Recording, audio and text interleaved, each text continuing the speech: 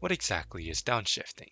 In simple terms, it's shifting from a higher gear to a lower gear. But it's not just about moving a gear lever. It's about control, precision, a little bit of patience, and a bit of your connection to the car. Now, there are various reasons why you be downshifting, with number one being engine braking. It would help you reduce speed without over-reliance on the brakes. Number two, maintaining control. Having enough torque for maneuvering for simple passing or handling a corner is one of the benefits of downshifting. And number three goes in hand with the other one, which is to be in the optimal power range. So, by mastering the art of downshifting, you're not only being a better driver, but also a safer driver. And it's definitely something you should learn when purchasing or driving a manual vehicle. For example, as seen here, I downshifted into second so that I am able to have enough torque to climb this hill, or else it would lock the engine. And what that basically means is you are requesting too much power off the engine when the engine is not ready for it, or if it's too low in the RPMs. And what would happen in that scenario? You would have a lot of jerkiness, and then you eventually would stall out because the engine can't support the power that you are requesting. So to mitigate that scenario, you would downshift, kind of like I did, to be able to have the appropriate amount of torque to climb that hill. And the opposite of climbing a hill, if you are going downhill, it is probably best to downshift so that you could have the engine assist you on braking as well, rather than relying on the brakes of your brake pads alone. Now that you know the basics of downshifting, we're going to learn ref matching. What ref matching is matching the RPMs of your engine or your engine speed to your wheel speed, which is your kilometers per hour or miles per hour. And you do this by a series of actions utilizing the clutch, the gas, and your shifting. And you would like to combine this as well to your downshifting to ensure a smoother ride rather than a rougher ride, while damaging the components related to not downshifting correctly. And to be able to downshift and utilize ref matching, here are the steps to downshift. Press the clutch pedal. This ensures that your transmission is disconnected from your engine. Next step, flip the throttle to the optimal RPM. Number 3, shift your gear lever into your desired gear. And number 4, release the clutch. One good tip that I would like to give is when you think of downshifting, always think you're moving from the left to the right. Now what that basically means is when you are downshifting, let's say from 4th to 3rd, we're going to go from the left to the right, which means number 1, operate the clutch, which is the far left side. Flipping the throttle, which is our next step. Number 3, shifting the gear lever into your desired gear. And number 4, we're going to loop back to number 1, which is clutch. We're going to release that because we were holding that this whole time. And just a couple seconds ago, you may have noticed I have downshifted from 4th to 3rd and 3rd to 2nd.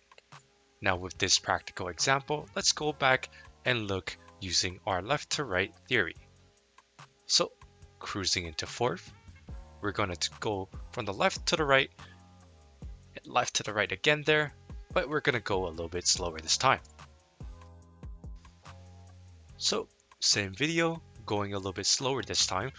We are going the sequence, okay? So that's clutch in, you can see my leg there, blip, shift, and release the clutch, all in that same sequence. And we're gonna do it again here, so keep an eye out on that. And then that's into 2nd.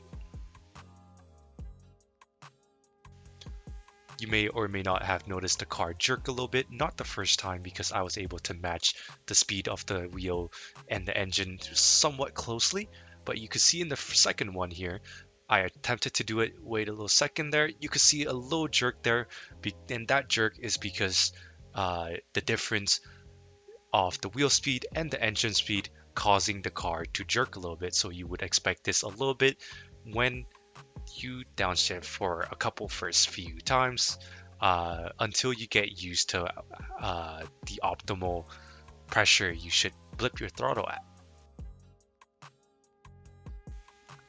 All right, we got a couple practical examples coming up here, but I swear to you, this is going to be, I swear, the last time that I should be showing you this graph, but it is a really good graph.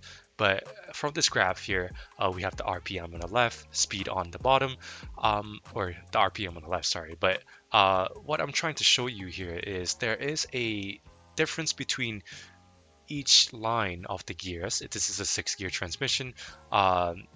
And there's a difference between each line, the distance between the two.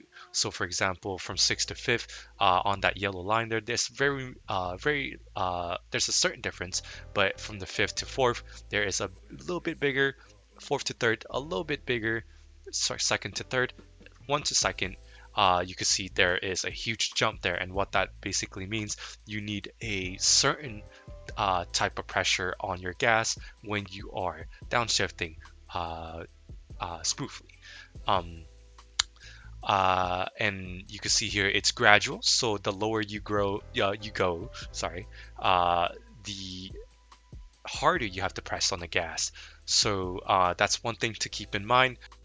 And if you notice as well, the difference between the gears, the higher the speed goes, the more bigger the difference is. So keep in mind, if you're going at a higher speed, downshifting might might take a little bit more effort than usual at going lower speeds.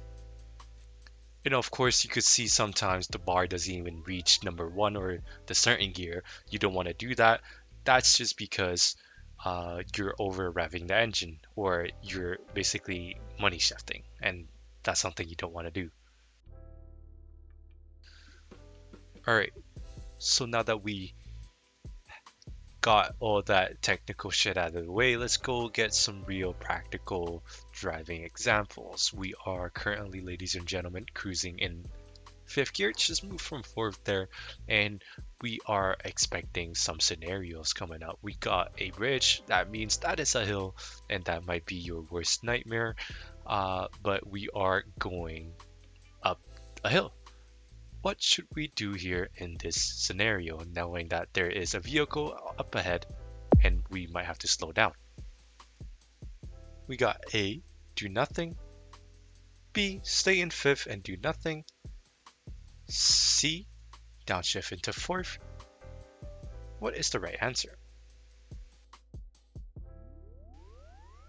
And the correct answer is C, which is the downshift into 4th, and the reason why is because you would want enough torque to climb this hill.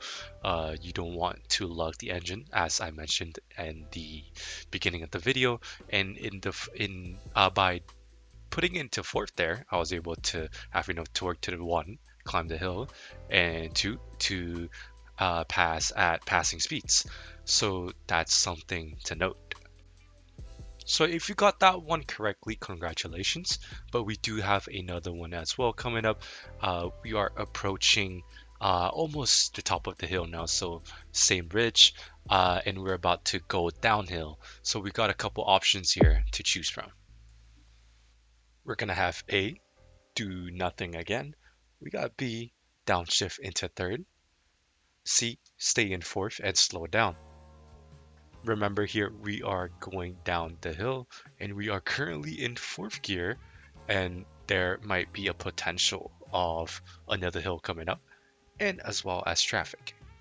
What should we do here? And the correct answer here is B, downshift into 3rd. This is quite subjective to me, just because I would prefer to downshift and be ready to go up a hill again, and also slow down at the same time. But like if you think that you are going to uh, have faster moving traffic ahead of you, you can still stay in fourth.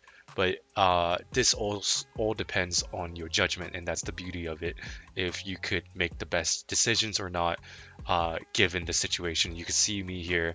I downshift into third, and then in my prediction was right because everyone was slowing down, and using my geographic knowledge as well, or my familiarity with the road, I know there's going to be a little bit more of a hill coming up. So I downshifted, expecting to slow down and needing torque at the bottom. So you can see me here comfortably cruising, and also trying to merge in because I have to turn right. And you'll also see me here, as also an example, do another downshift so that I could have enough torque to go in a little bit faster, just in case people do try to, or people do not let me in, because that's a solid line. And that's basically it for this video. There's a couple things I want you guys to take in. Obviously, downshifting, the theory of it, and ref matching. And the third one, just the basics of it, what I've said. But the fourth one is the most important one. You need to be adaptable here because, for example, I am going into third gear, and there's gonna be a surprise scenario coming up here.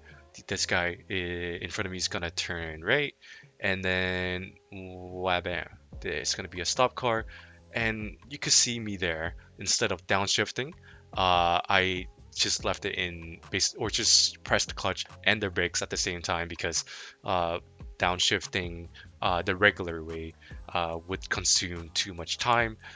If you are comfortable doing the heel toe, you could do that just so that you could slow down the best that you could. But if your goal is to do smooth shifts and smooth downshifts, smooth driving, heel towing might not achieve your goal as much as you can, as much as you expect, unless you're really good. So I don't blame you. But that's basically the moral of the story. The fourth one I want you guys to take out of this: driving manual. There's no right way of doing it. There are some right ways, just the basics. But literally the half of it, you have to learn it from driving itself. So if you are driving your manual for the first time, I wish you guys the best of luck. I hope this video was helpful. If you would like to see more videos like this where I talk about scenarios and stuff like that, just let me know. I would love to do those. I love to test you guys on that. All right, thank you guys for watching the video. I'll catch you guys in the next one. Thank you.